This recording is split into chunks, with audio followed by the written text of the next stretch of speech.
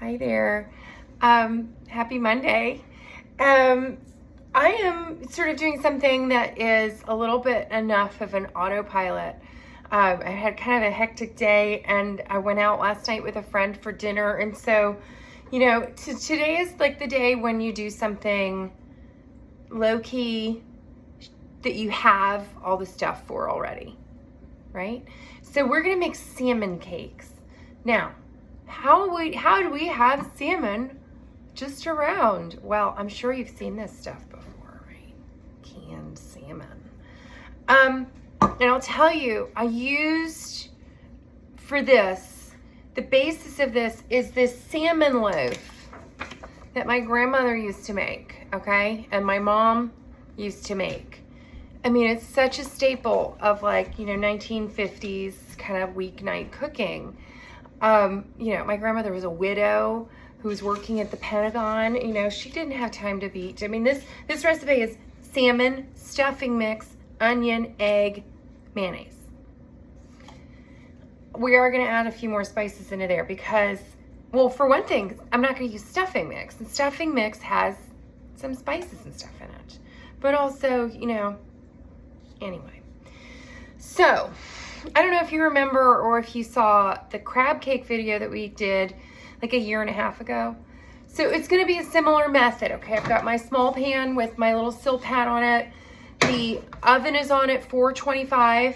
Now this recipe calls for 400, but with the salmon cakes, because we want more of a crust, I don't want to flip them. That was our issue with the crab cakes too, right? If you fry them or broil them, you have to flip them. If you bake them at a high temperature, they'll get a nice crust on them on both sides without having to flip them. And so then they won't fall apart. Now, the other key with them not falling apart is you don't want them too gloopy. So we are going to be careful with the mayonnaise, which, as I've said, we're going to try to keep our liquids down to, a lower level. Now, I am not going to use stuffing mix, as I said.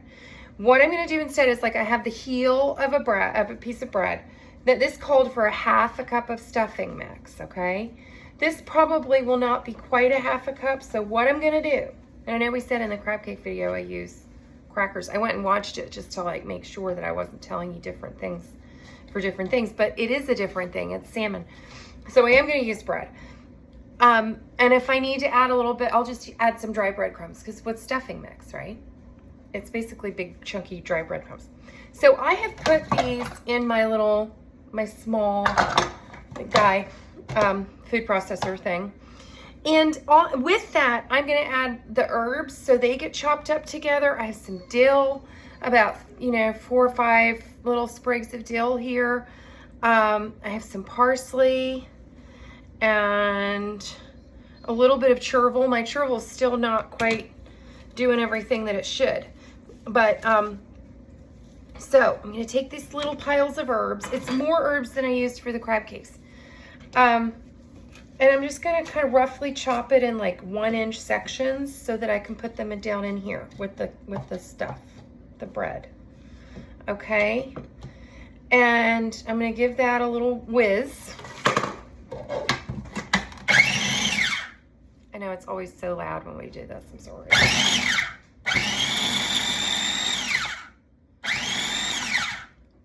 There we go.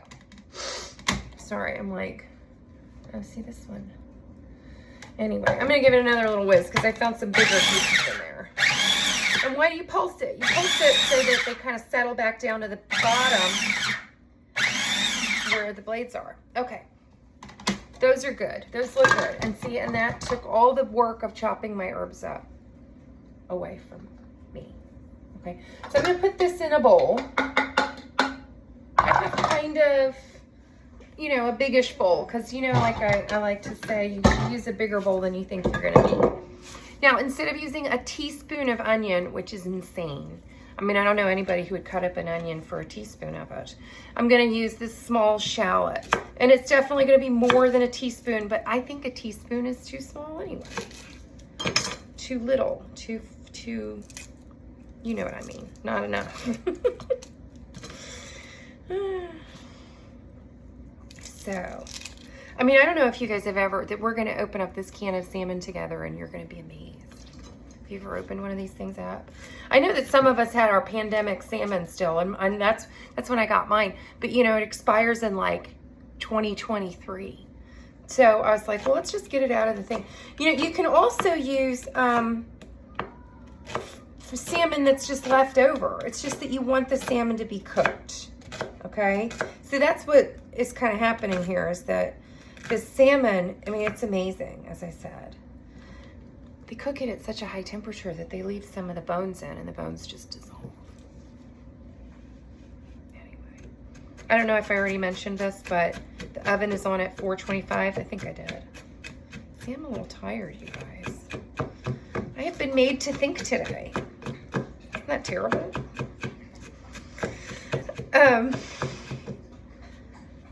After a night of carousing, I wasn't really carousing. I was having dinner with my old roommate.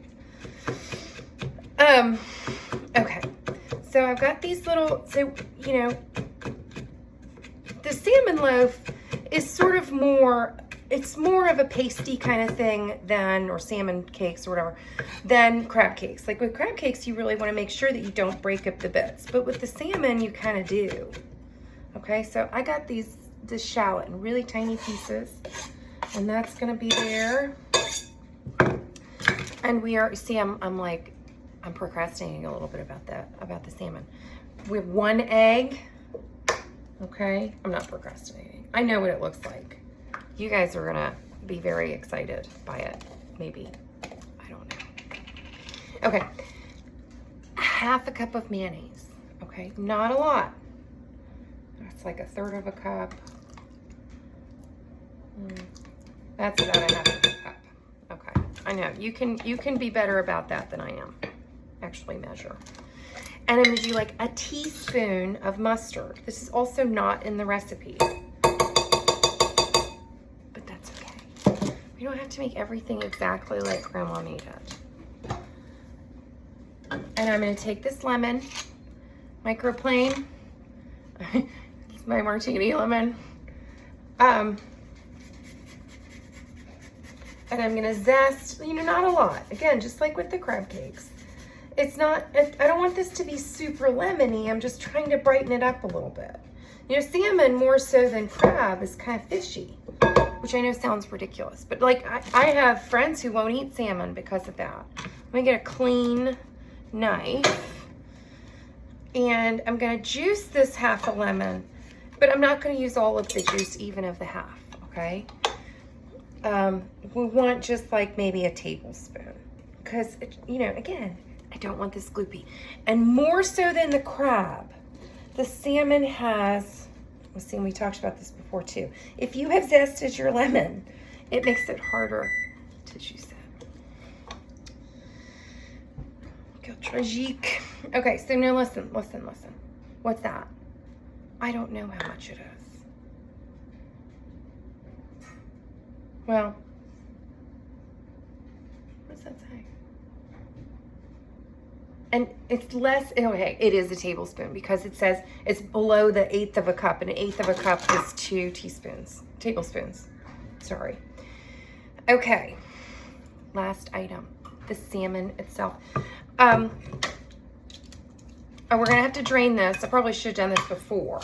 And I'm actually gonna do this in a separate bowl. Why? Well, because you kind of do have to pick over it a little bit.